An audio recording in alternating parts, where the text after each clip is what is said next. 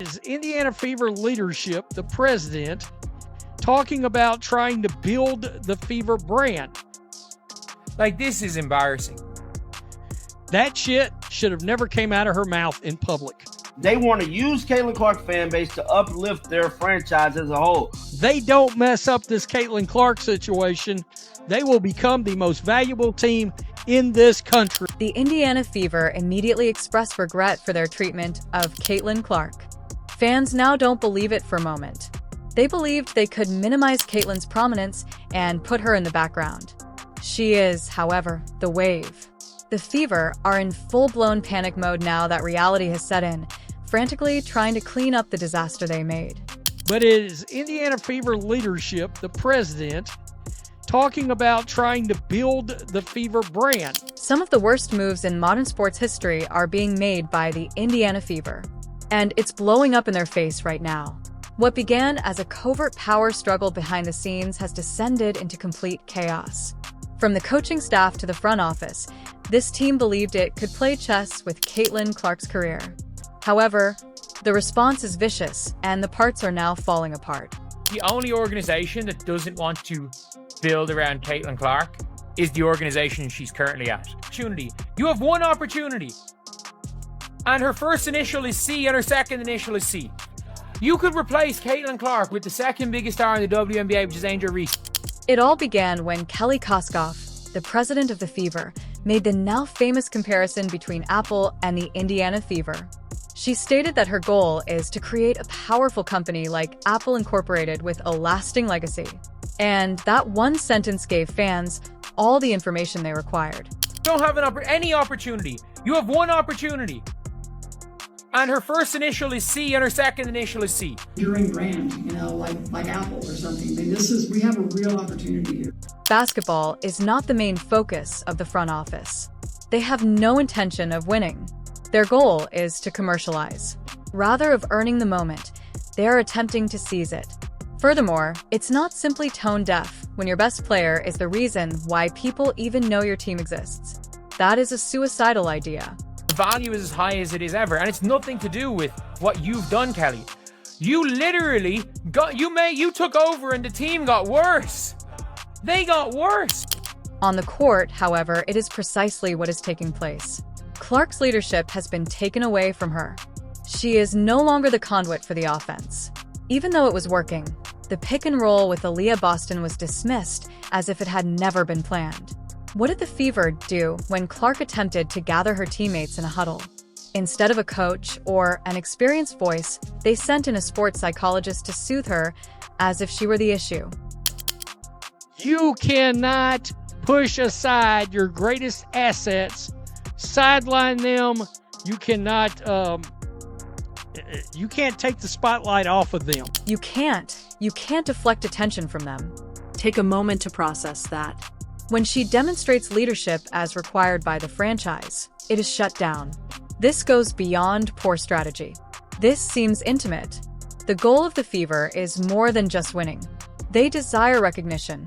Without allowing her to shine, they aim to achieve the Caitlin Clark effect. It's all backfiring now. Replace Caitlin Clark with the second biggest star in the WNBA, which is Angel Reese, and your viewership would tank by 70%. For the numbers speak for themselves. Records are broken in games when Clark is playing. Ratings plummet when she doesn't. It was all in one audacious prediction. Angel Ree in her place? Your viewership drops by 70%. Give Paige Bueckers a try. 60% is still lost. There isn't a backup plan. The plan is Caitlin. The fandom is in pure crash-out mode. Somebody expose something out. According to experts, if America really embraced Caitlin, the Fever would be on their side. However, this franchise is attempting to impose her into a predetermined team concept that revolves around brand development and sharing the limelight. Dimming your brightest star is not how you establish a dynasty. You can follow her lead or watch as everything falls apart. This team could blow a massive opportunity. I said yesterday, I think Indiana is the best place for because it's a Midwest team. However, the current situation is crazy. There is no longer any chemistry with Aaliyah Boston. The offense is disorganized. The guidance provided by Stephanie White. As the season progressed, even the commentators claimed that she had deteriorated. She pounded it out while holding a star tandem. One of the lost causes was fever. The backlash is this. And this is only the beginning of the consequences. Fans has pretty much went on a tear, down on a tear with dismantling the team front office, man. They're putting everything on the blame of the front office. Man, they're holding the front office responsible for everything.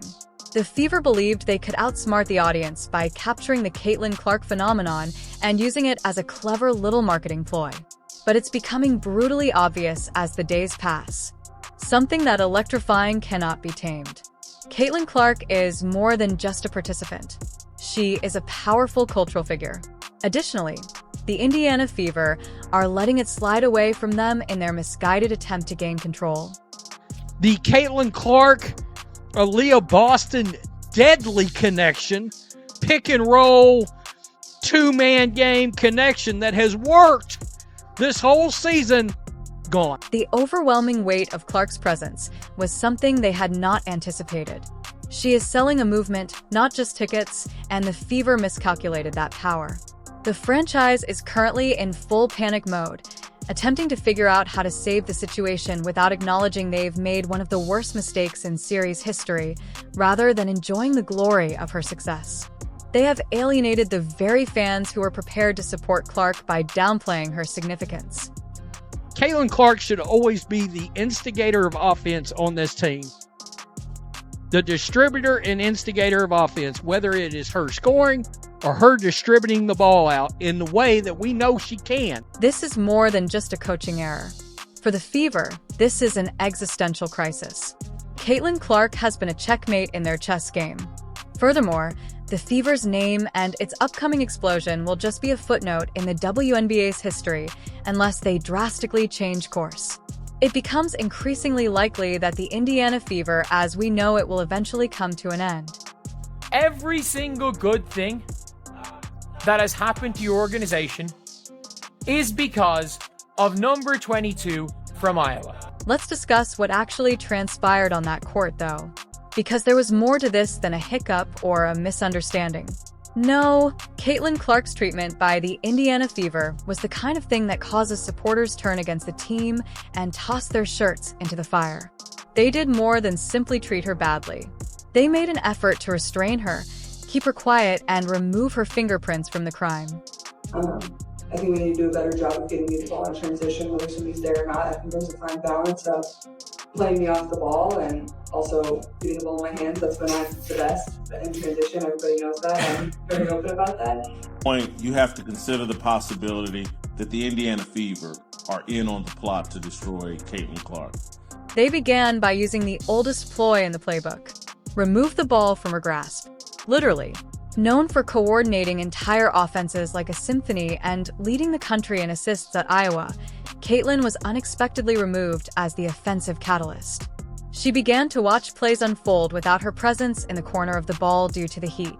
They placed the same Caitlin Clark, whose entire brand is based on making things happen, on watch duty. What are we doing? You can't put cuffs on them as players. You certainly can't do that. You're going to create animosity, resentment towards the franchise, because, I mean, if they'd have tried this with Jordan back in the day, holy hell. Then came the time for the huddle, the moment that revealed to everyone the true feelings of this franchise toward its hero. Caitlin made an effort to motivate her group. Nothing extraordinary, just leadership, the kind that all coaches cling to. She became upset. She became animated. What was the reaction of the Fever? A sports psychologist was dispatched. No, really. After observing Caitlin's passion, the team concluded that she needed a performance coach to assist her control her energy. Instead of Caitlin's team, they want this to be theirs. They are reducing her role as a result. They're giving credit to everyone but her because of this. The fans then burst out.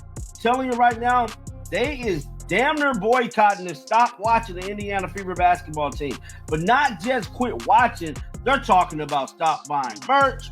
They're talking about really hitting them where it hurt. We're discussing a full-scale uprising. People do better than just tweeting. They are precisely attacking the front office, refusing to purchase merchandise and boycotting games. The internet is being used by the fans. Huddles are being filmed. Screenshots are being posted. They are pointing out every error as if it were a court case. The fans are no longer irate. It's a coordinated uprising. This is very much sticking out, bro. The fans has definitely been keeping receipts on everything that has transpired between the front office and Caitlin Clark. Fans are posting videos and timelines with before and after statistics all over social media. In one moment, Clark is in charge, and the team is booming. The following time, the offensive fails because she is off the ball and lost in the shuffle.